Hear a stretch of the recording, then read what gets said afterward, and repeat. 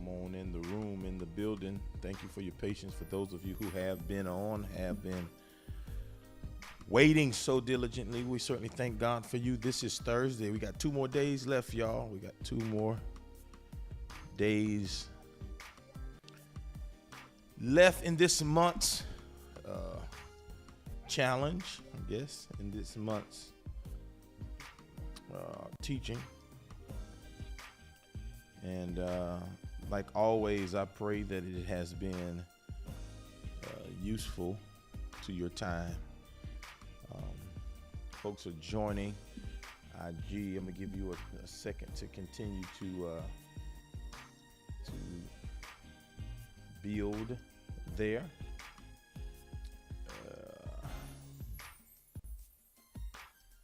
Get this thing up and we'll be ready to go.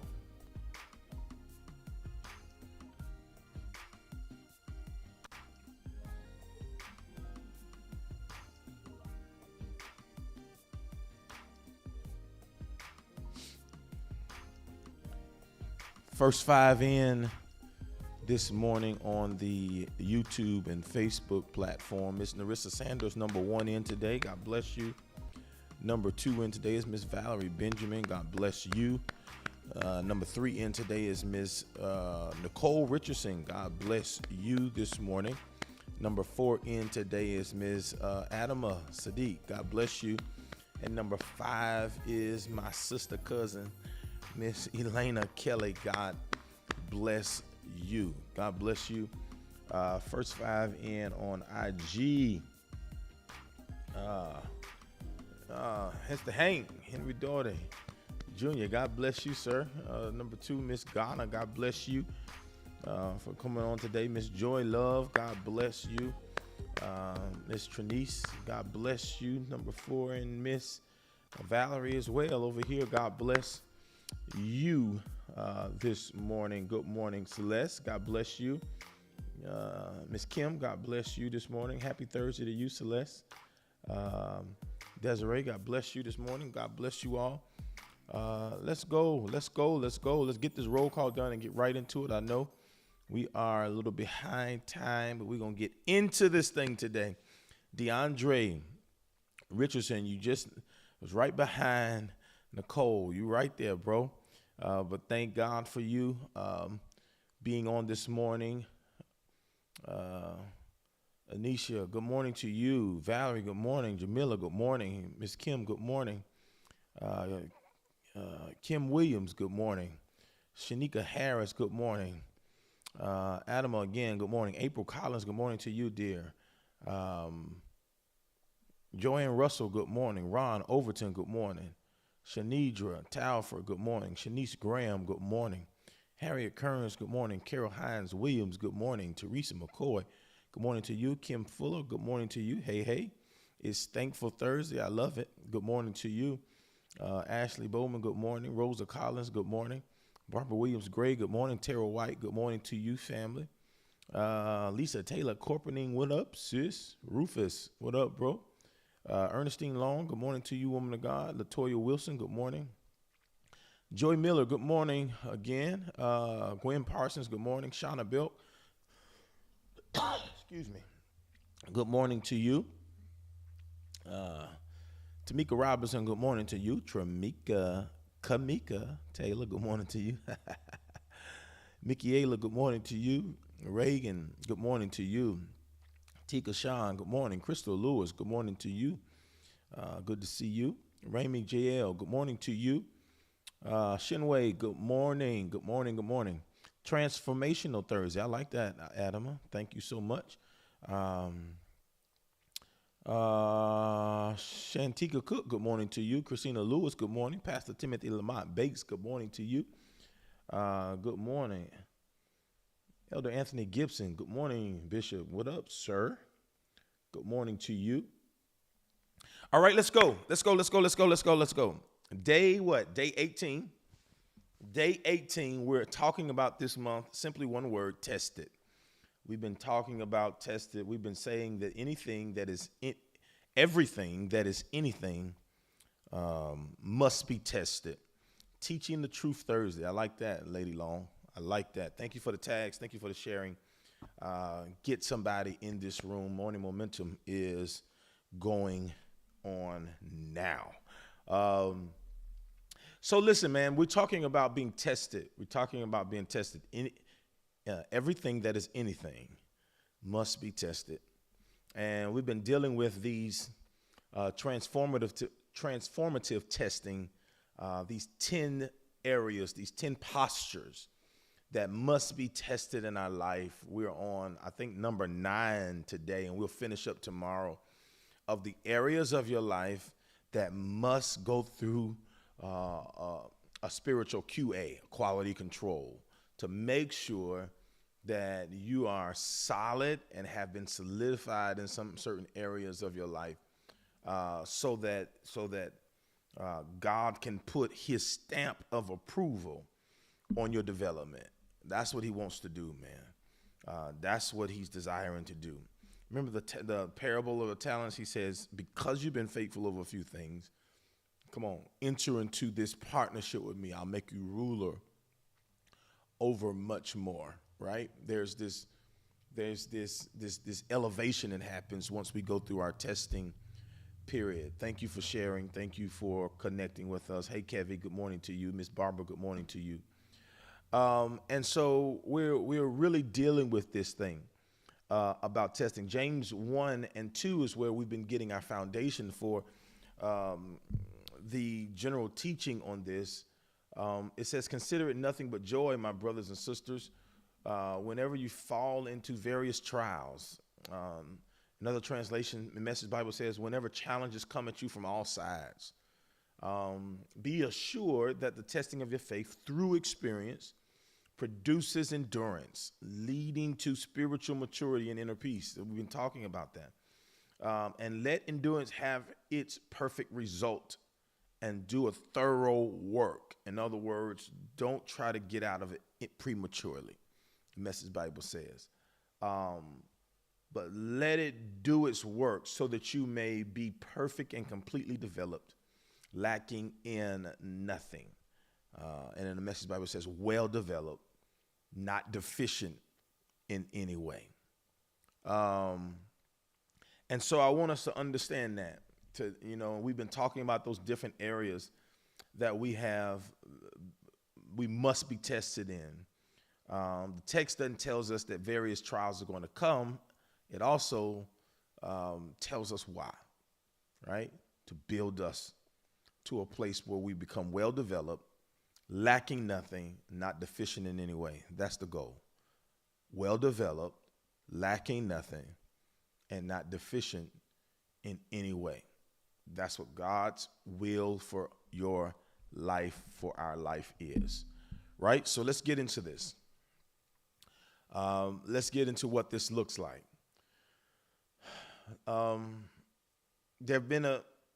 We've been talking through several different ways these various trials may come.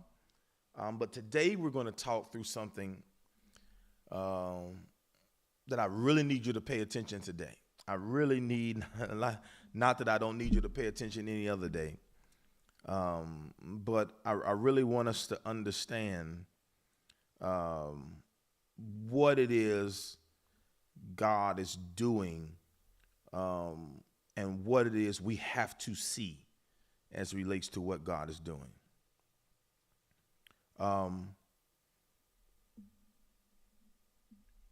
So today we're going to talk about, here's the test, the vision test. The vision test.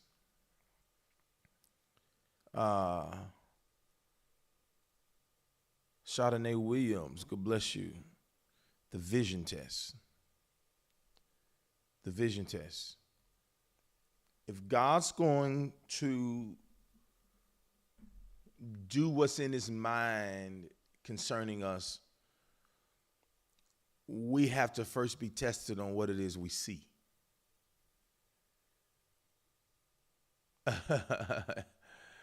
Dare say I have an eye appointment today at the Vision Center. Well, you got 2 eye appointments. You're gonna get your physical eyes checked later, but we're gonna check your spiritual eye this morning. The vision test. Proverbs 29:18 says this. It says, where there is no vision. Good morning, Anthea. Elena, well developed, lacking nothing. God is more concerned about us being holy versus being happy. Woo! That'll preach all by itself, Lane. Woo, that was good.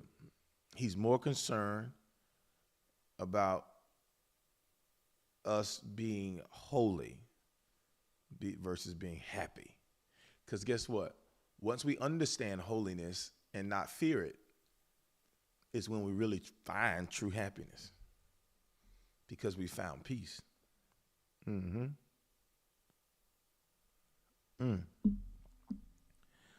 So let's get ready to dive into this thing.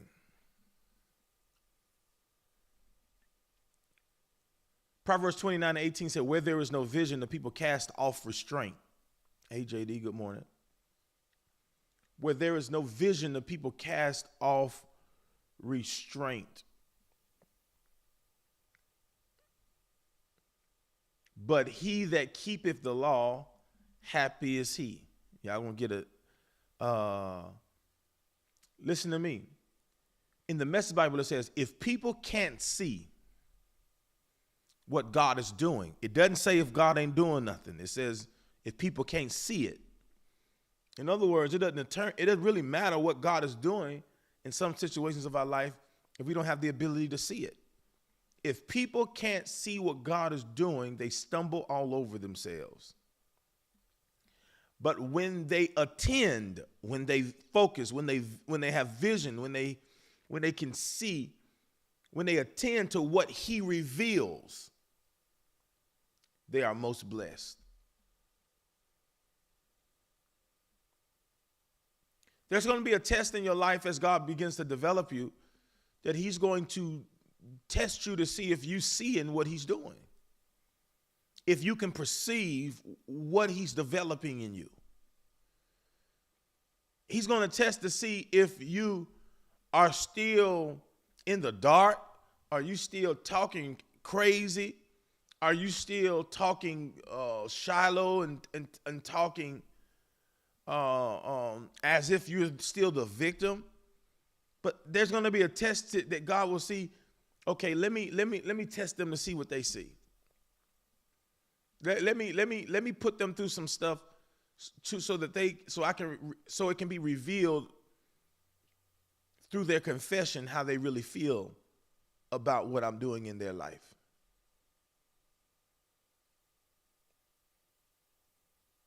I want us to understand this. And because all of us have purpose, all of us have purpose. But I'm going to tell you this, purpose sometimes is not enough to guarantee that we maximize and walk in what God has purposed for our life. Because I'm going to tell you today, you have purpose. You do. I promise you, you do. You know you do. Some of you, you know you do. You have purpose. You are valuable. You have purpose. You are significant. You are important. Yes, all those are true. And it's true. Your purpose has been there from the beginning. That has not changed. But like I mentioned, purpose is not enough for you to become. Good morning, Stephanie. Good morning, Latrice. Purpose is not enough for you to become. You got a lot of people, I know I got purpose over my life. Yes, you do. But what do you see? Because that's what's going to determine what unfolds.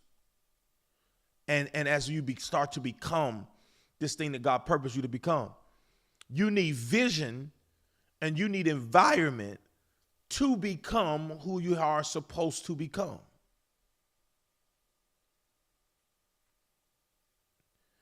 And there is a distinct difference between purpose and vision.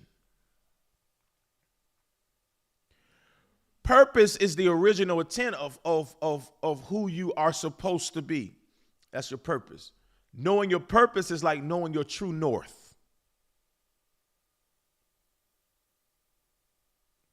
I know the direction that I'm going in, but I still need a picture of my preferred future. Your purpose is the why for your existence. It is the reason for getting you up in the morning. That's your purpose. Your vision is the picture of your preferred future. So even though you have an original intent that was in the mind of God, you still need a vision of what that original intent is. Oh, Lord. Come on now. Come on now. And if you don't have a vision, if you don't have a picture, if you don't have a mental movie of what God is doing in your life, it's hard. It's going to be hard for you to deal with your right nows and even understand and make sense of your past. And you'll be still trying to stumble in life, trying to figure out why God has handled you the way he has and why is it the direction you had to go and all this other stuff. Why? Because you don't have a picture of your preferred future. But when you see your future right, when you see your vision, when you see your purpose right, when you get a glimpse of what God is building, then it makes other things make sense. One of the major differences between purpose and vision, listen, is that you always will have purpose. For purpose is guaranteed because purpose is the reason why you were created. But vision is not a guarantee because vision is up to you. Vision is what you decide to see. Vision is the ability to see it even when you're not there yet. Ooh, Lord have mercy. That's a sipping moment. Somebody need to type that. I see it, even though I'm not there yet. I see it. I see it. Even though I'm not there yet. I see it. I see what God is doing. I see where this is leading me. I see where I'm going to be in the next couple of years. I see once I get through this, how much better and developed I'm going to be, how much stronger. I even now see why I had to go through what I went through. I see now why they had to leave. I see why I couldn't stay. I see why I had to shift. I see why God was telling me to stick it out. I see why he left me with grandma and I couldn't live with mama. Come on, I see. I see why I was treated different than all the other siblings. I didn't understand then, but now I see. Now I got a vision about it. Now are y'all still with me? Come on. It starts to make sense. Why? Because you starting to be revealed. Some things are starting to be revealed because you're starting to get a vision. Your vision is coming back. Let me tell you something. Vision is the faculty or state of being able to see. The ability to think about or plan the future with imagination and wisdom. It is a mental image of what the future will be or could be like. What are you seeing? God has to check to see what you're seeing. Sometimes he got to check in with you. I know what's in front of you, but tell me what you see. I know what you're facing, but I need you to tell me what you see. I know what they said, but I need you to tell me what you see. I know what you're going through. I know what you're experiencing. I know what you feel. Come on. I know what's in front of you. I know all these things. I know the circumstances of your now. I know the circumstances of where you are, but I need you to tell me what you see. I need to make sure that your vision goes beyond your current state and that you are intact as it relates to your spiritual sight. Do you see yourself over it? Do you see yourself through it? Do you see yourself on the other side of it? Do you see yourself delivered from it? Do you see yourself obtaining it? Do you see yourself walking in it? What do you see? Man of God, woman of God, what do you see? There has to be a vision test. God says, I cannot let you get to the place where your current circumstances is snatching your vision from you.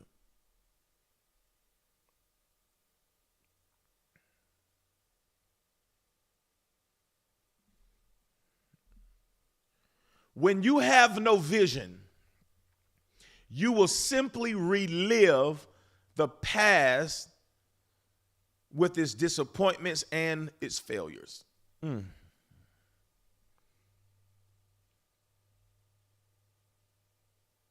And because of that, this is why vision is the key to your future. I hope y'all listening to me today. I hope y'all listening. Vision sets you free from the limitations of what the eyes can see, and it allows you to enter into the liberty of what the heart can feel. Ooh, that's worth writing down. Here it is again, if you're interested. Vision sets you free from the limitations of what the eyes can see, and it allows you to enter into a liberty of what the heart can feel. One more time for the people in the back of the live. Vision sets you free from the limitations of what the eyes can see, and it allows you to enter into a liberty of what the heart can feel.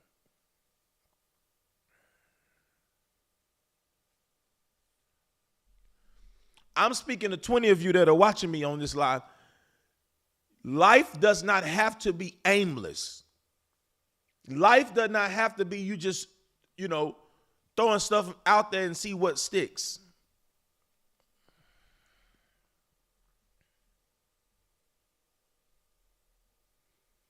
Life doesn't have to be a repetitive exercise.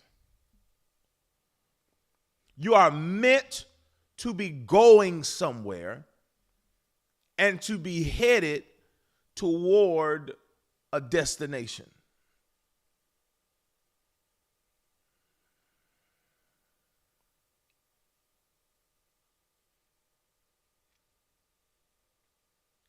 And many people have been looking for God's will for their lives everywhere except within them. Okay, let me unpack that because I don't want to lose you. We looking for what God wants us to do everywhere around us except for except for what's within us. Let me tell you something. To find your vision, you must look within yourself where God has placed it. He's placed some things in you that's going to birth purpose. And we've got to be able to cultivate them things that's inside of us. God's will for us is as close to us as our most persistent thoughts and deepest desires. Why do you keep having them thoughts? Why do you keep seeing that image? Why do you keep seeing yourself doing something? Why do you keep seeing yourself desiring to go back to school or do something? Why do you keep having this replay in you over and over again? Because God is trying to give you a hint to tap into something that you must dig out so that you can move in the direction of your purpose. And we try and self-help and quick strategies to get rich quick schemes and other things that people are throwing at you that might work for somebody else instead of digging out the treasure that's inside of you. Come on, and discovering the kingdom that is in you so that God can give you the ability to get wealth.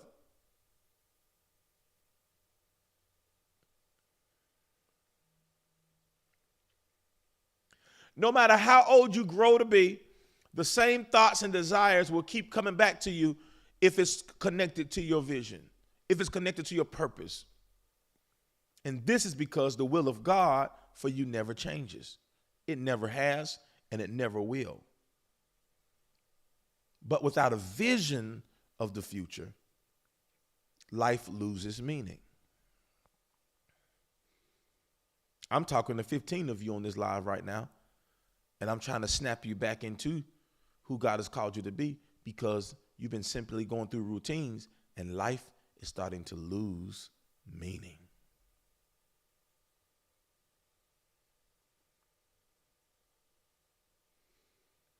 And that's because you've been trying to live it, void your reason for being here. Whew.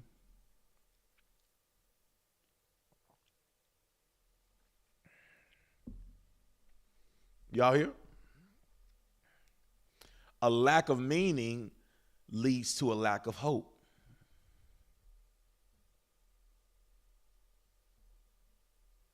And that's why I argue that vision is very important and it is one of the keys to life, because where there is a dream, there's hope.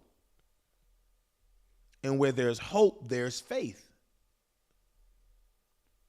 And faith is the substance of things hoped for. Woo. So if I can't see nothing, I can't hope for nothing. And if I can't hope for nothing, I don't have nothing to have faith for. And if I don't have faith, I can't be close and pleasing to God. Good morning, Dr. Garbo. DeQuandra, you ain't know you had a kingdom inside of you? You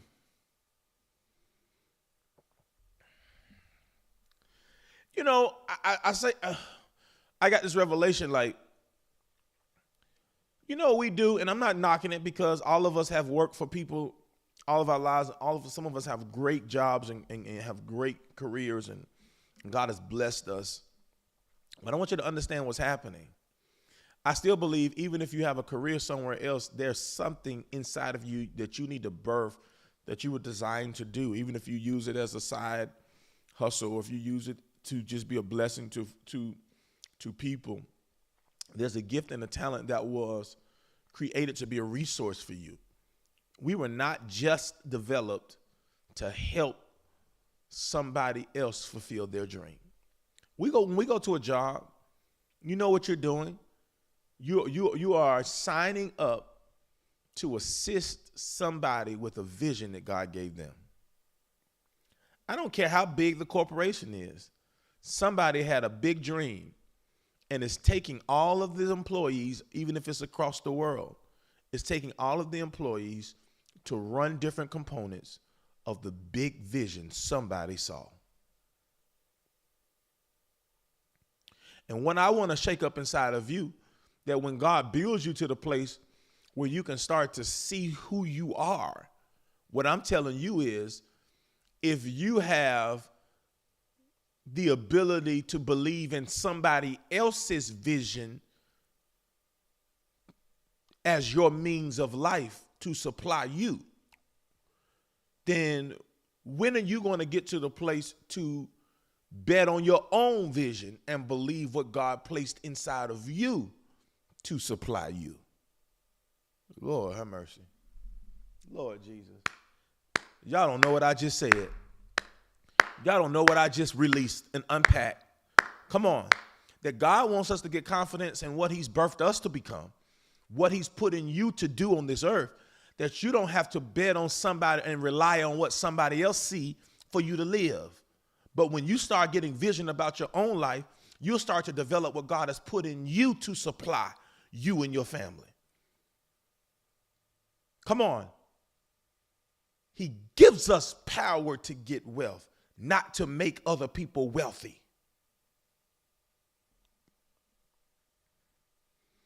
And I want to ask you a question, man. Let me tell you something. I heard somebody say this one time, man, and this thing stuck with me. I want to ask you a question. What are you doing? What are you doing with the other with the other hours of your time? What are you doing? Because if you work in a job, I heard somebody say this. This thing hit the core of my spirit. You work in a job. You are selling 40 hours of your time. You didn't know that. You have made a transaction with somebody that I will sell you 40 hours of my time to help you.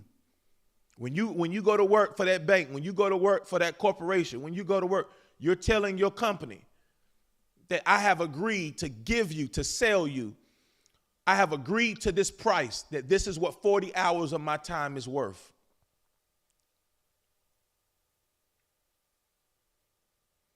I'm going to give you 8 hours of my 24 hours.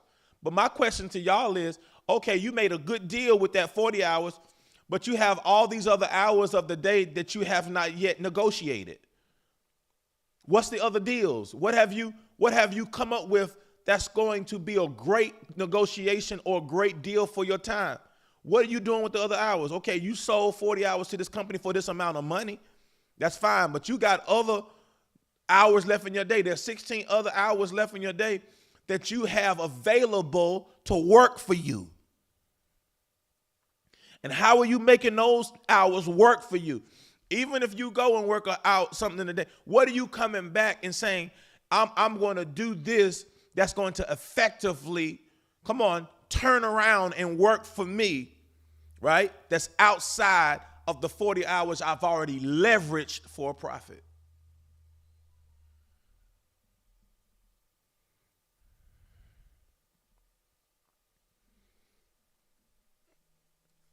But when you have no vision about what you can become, then there's no way you can have a strategy to get that done.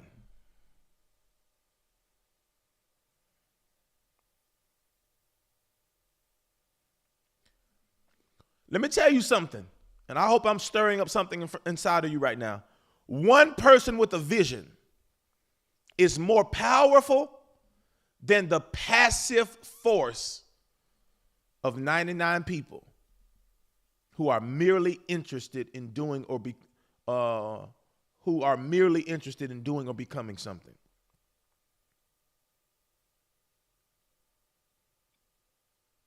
You give me one person with vision, and I promise you that one person will get more done than 99 people that have a passive force toward life. They're just going by, okay. And I want to tell some of you, listen, you are never too old to chase vision. I don't care where you are in your life. You are never too old. It is never too late to take your life out of neutral and start driving toward what you see. Woo. Some of y'all need to type that. It's time for me to take my life out of neutral. Come on, say that. It's time to put my life in drive. It's time for me to start driving toward what God showed me. It's time for me to start developing what God has put in my spirit. I didn't see it for no reason. He didn't give me this for no reason. I don't keep having these intuitions and these dreams and these insights and these feelings and these nudges. Come on, for no reason. God has designed a season, listen to me, for our vision to be realized. So we must understand that that our waiting is not delay, but it's preparation. I need to say that again, and I need you to type that confession.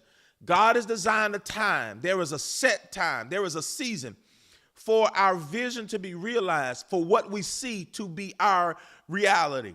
Come on. So we must understand that our waiting period, our processing period, our testing period is not delay, but it is preparation. I need somebody to type, it is not delay, it is preparation. It is not delay, it is preparation. It is not delay, it is preparation. Listen to me. At the time when we receive vision for our purpose, I can tell you, and I've gotten in trouble about this because a lot of people don't understand it. And I've been accused of holding people back, of not letting people bloom, of not giving people opportunities, of not releasing people. Come on. But I'm going to tell you right now, at the time when we receive vision for our purpose, we are usually not ready for it yet. God doesn't show you what you need to be doing so you can go do it tomorrow. God shows you your purpose so that you can now prepare to walk in it. Remember, he chose Abraham, he says, I'm going to do this. I'm going to make your seed great.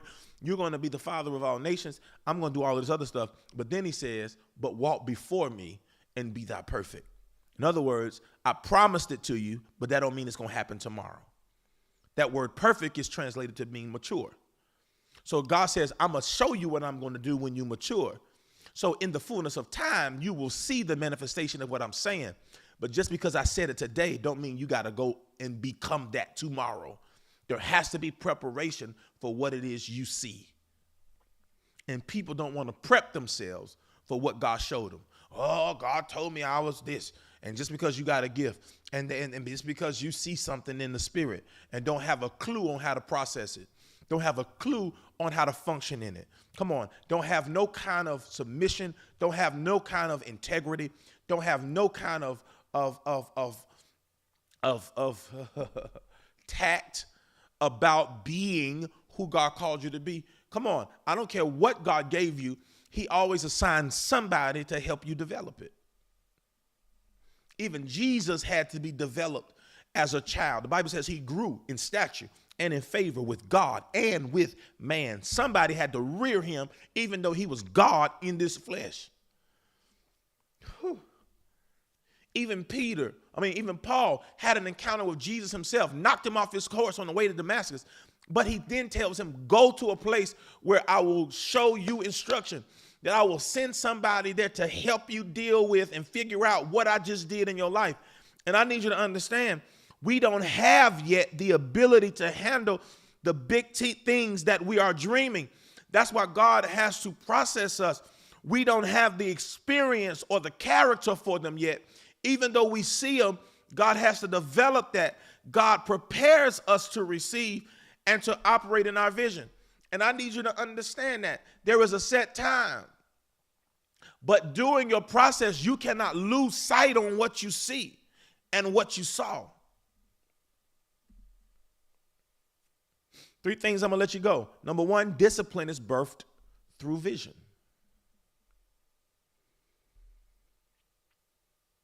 If you got people who still struggling with discipline, chances are they don't see much.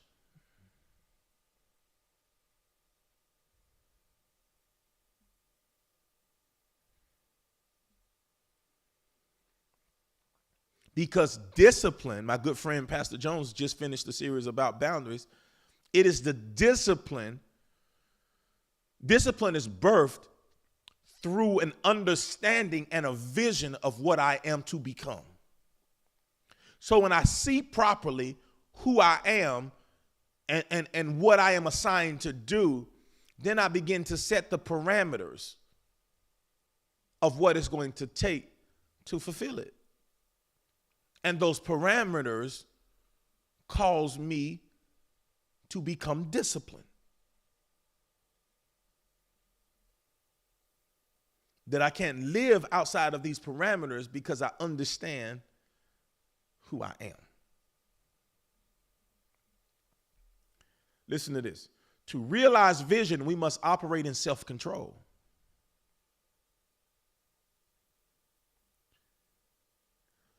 We must operate in self-control. We must operate in personal discipline. And we must learn and practice restraint. That's a curse word in today's society. Restraint. Self-control. I'm carrying too much to get tangled up in that. God's doing too much in my life to waste it in this. My time is too precious to spend it with them doing that.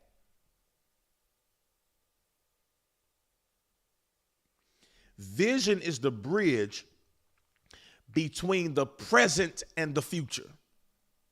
Y'all hear me? It is the bridge. It is the walkover. It is the bridge between the present and the future. Without it, listen to me, we perish or we go like the scripture we just read. Without vision, people cast off restraint. Without it, we go unrestrained.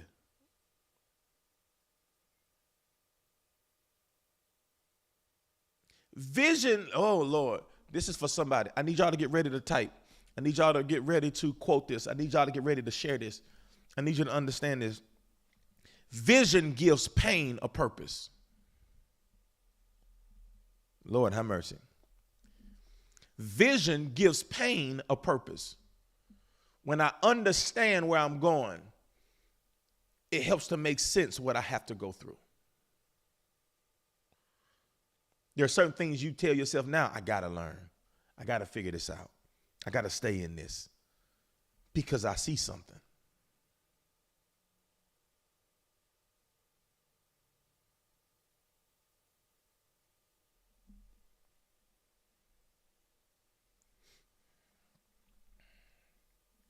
Those without vision spend their lives taking the path of least resistance because they're trying to avoid discomfort. But vision is not what you, let me say it this way. Vision is not just what you see, but it is also the way in which you see it.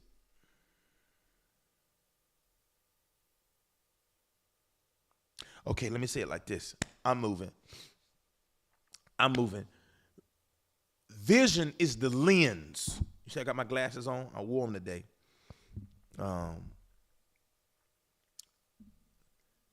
Vision is the lens that interprets the events of your life.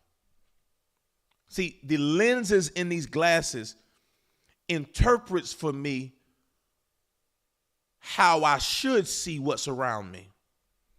If you change my lens, you change my interpretation. Oh, this is good to me if it ain't good to nobody else. And if you got the wrong lens on, no wonder you got the wrong interpretation of your life because you're seeing through the wrong lens. Vision is the lens that interprets life events, the events of your life. Your lens is the way you view people. Your lens is the way you approach, or it helps you with our concept of God. Some people have a wrong concept of God because we're viewing God in the wrong lens. If God was so good, why he let bad things happen? If God loved me, why he takes some grandma from me, or such and such from me? If God's loved me like he said he do, why do I have to deal with this? See, we're looking at life events through the wrong lens because we have the wrong interpretation, because we don't see clearly what God is doing. I need y'all to hear me. If we have a scratch on your lens, if my glasses ever get a scratch on it, come on, then it may seem like, Michaela, that what I'm looking at got a scratch on them. But the scratch was never on them. The scratch was on my lens. Ooh, I need y'all to hear me. I need y'all to hear me right here. It may seem like everybody and everything around us has scratches on it too. But the problem actually lies with us because our vision is impaired because of what is altered in our lens. True godly vision consists of this. If you're going to have a true vision, a true godly vision, it consists of foresight, insight, and oversight. Whew. Okay, let's say it this way. That comes from his sight. That rhymes and it works. Come on, it rhymes and it works. True godly vision comes from foresight. It consists of foresight, insight, and oversight that comes from his sight. Let me say it one more time because I like the way that sounds. True godly vision consists of foresight, insight, oversight. Where do we get it from? His sight. What is foresight? To look forward. My ability to see forward. I have foresight. I have foresight that I don't just look at where I am, but I can see what's coming. I can see what God is doing. I can see the person I'm going to become. I can see myself in it. I can see myself happy. I have foresight. Insight. What is insight? You must have insight. Insight is the ability to look into a thing. Whether it's your now, your future, your past, you have the ability to look inside of a thing and have clear, deep, and sometimes sudden understanding of a complicated problem or situation. Three people can be looking at the same thing. One of them can have insight, and while the other two is angry about what happened, the one with insight can be peaceful. because God gave them the ability to look deep into the matter and have clear, deep, and sudden understanding about something that seemed complicated to other people. And then the last one is oversight. Not oversight, meaning I missed it or a mistake, but the definition of oversight, which means to have supervision or to have watchful care over. I have oversight of this area. In other words, when you have godly vision, you don't just have foresight or you don't just have insight, but then there's a posture that I say that you got to have oversight. I got to oversee what God is doing in my life so I can protect it, so that nobody can get to it, so nobody can discourage it, so nobody can run in on me, so nobody can get me off my guard, nobody can back me up or set me down or discourage me. Why? Because I have oversight. I'm looking over my promise. I'm looking over what I see. I'm giving oversight to it. Are y'all still here? I feel this thing. So without that, without oversight, without insight, and without foresight, it's going to be impossible to have true godly wisdom, true godly vision.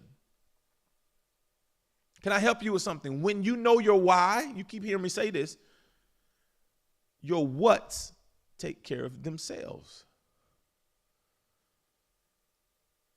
And God has to test you to see if you are seeing clearly. Do you have proper vision? Are you interpreting your life right? Do you have proper interpretation of what he's doing? Has your vision become impaired because of the scratches of your life? Do you need to wipe your lens? Do you need to get a new lens? Do you need to clean your lens so that you can see properly what's in front of you and what God is doing in you? Number 2, I'm moving. The quality of your environment determines the success of your vision. This is for 30 of you on this live right now. You see right, but you put what you see in the wrong company. Ooh, let me sip. For 25 of you, it's not what you see. It's where you hide it. It's where you keep it. It's where you let it reside. It's the environment that it's in. Wrong environment frustrates and eliminates right vision. The quality of your environment, whether it's spiritual, mental, physical, emotional, social, can either limit you from becoming who you're supposed to be, or it can stretch you to become who you're supposed to be. I don't care if it's an orange. Nothing can grow in the wrong environment. I don't care if it's something as simple as a potato or a cucumber. Nothing can grow in the wrong environment. I'm going to help 10 of you right here to help you understand the importance of your environment. That's why in Genesis, God created the environment before he ever set man in it.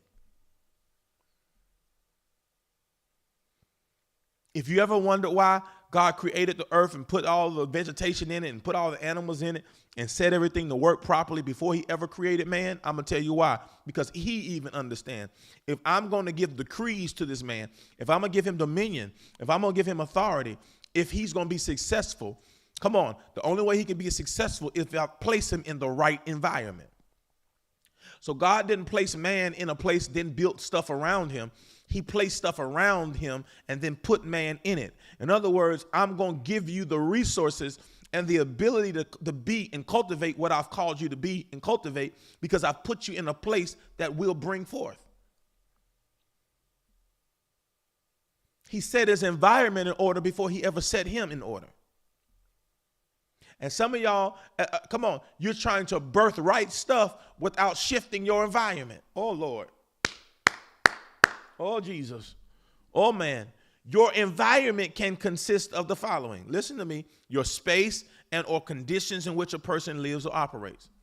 Listen to me. You have a purpose and your environment should be selected to support it. Let me tell 50 of you that are watching me, you have a purpose. And your environment should be selected to support it. Not just to support your your wants or your desires. No, it should be selected to support your purpose. So if you are currently living a life, if you are currently thinking a thought or behaving in a way in which it is not representing the best you must remove yourself from those environments that promote brokenheartedness, that promote blindness, that promote imprisonment. I'm not talking about physical imprisonment. I'm not talking about physical blindness. I'm not talking about sometimes actual brokenheartedness. I'm talking about those environments that support habits, that support not being able to see the truth and see clearly. Y'all, I hope y'all hear me. Here's what it's time for us to do. I'm trying to get through this. It's time for us to redirect our life to environments that are conducive and supportive of who we are supposed to be, what we are supposed to be, or what we are supposed to do, and who we are supposed to serve. Because your environment is the space and conditions in which you live and move. And it is important that we take control of it and create an environment that is fit for our purpose. I just want to ask you the question. Is your environment fit for who you're trying to become? Woo. So your environment consists of this. Y'all heard me say this: space and conditions. What are the space and conditions of your life? Your repetitive information. What are you hearing repetitively? Because what you hear repetitively will shape what you believe.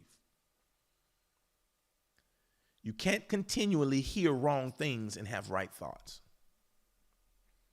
You can't continually be around people who want to talk about their traumas when you're trying to get healed from yours.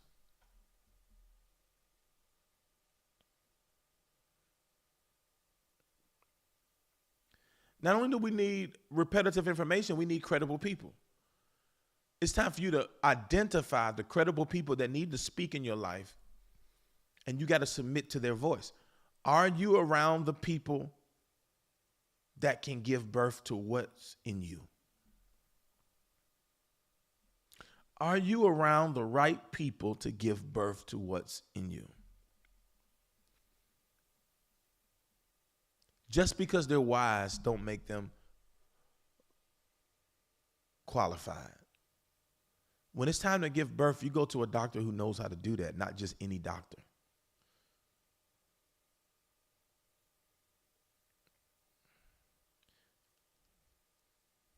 Inspiration is real.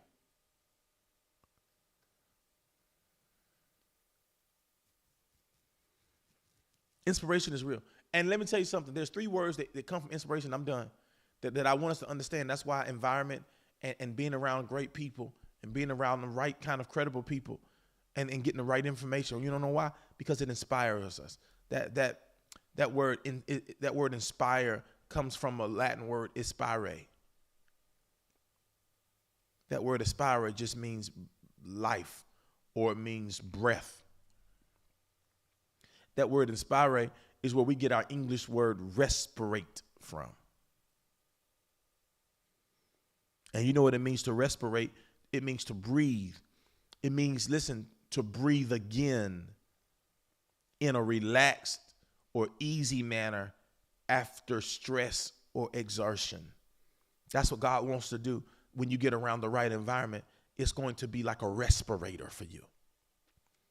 It's going to cause you to relax and breathe again in an easy manner and be delivered from this season of stress and overexertion, because you've been around the wrong people that was stressing you and draining you, because you've been trying to be something that environment, come on, could not produce. And that's one of the dangers of putting something in the wrong environment. It makes it work too hard just to become something. Have you heard trying to plant something and you put it around too much sun or too much drought? It stresses it out and it cannot produce what it should produce. Another word that comes from that word is spirate, which means to breathe or to means life, is that word resuscitate. We get our English word resuscitate from this Latin word aspire, where we get the word inspiration from. And that word resuscitate means to revive. That's why God says when you get a vision and you start to see again, and you start to get around people who see what you see, and you start to get in the right environment, he says what was in you about dead is about to be revived again. Come on, from unconsciousness or apparent death. There are some things that we thought were dead in us, or that are simply unconscious. It still got life. It's still a pulse. It's just unconscious. But when you get around right people, or when the right people start to speak in your life, and that's what's happened for some of y'all who've been on Morning Momentum. You've heard the right voice that comes, that was able to resuscitate some things that was in you, that was unconscious in you, that God is bringing consciousness back to. Come on, to resuscitate means to make something active or vigorous again. And then the last word that we get from the English language that is birthed out of the word inspire is the word induce. And some ladies may know what this word is. It's used in the birthing process. Sometimes when the baby gets stuck in the birthing canal, they give them something to induce labor. That word induce means to persuade something to do something or to cause something to happen. And that's what happens. God says, I've got to make sure that you are seeing right and that you're putting what you see in the right conditions.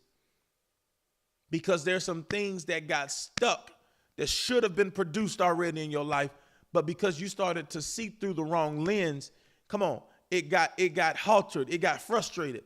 But when you put it in the right environment, I'm going to induce it.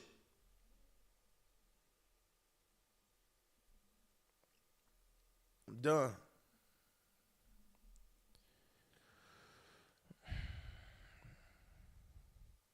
You just cut it off.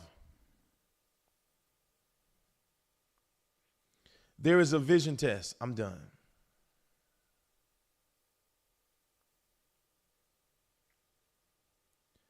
There is a vision test.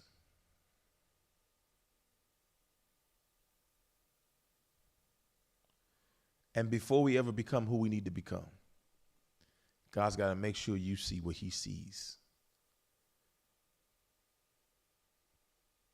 That you're protecting and giving oversight to what he has placed in you. That's your word for the day. The fact that you're watching me, the fact that you're looking at me is a sign that God is not finished. And because he's not finished, there's still ministry for you to do. There's still things for you to get done. Take what God gave you, and win what's in front of you. Winners win. That's who you are. So go be who you are and do what you do. And we'll see you in the morning.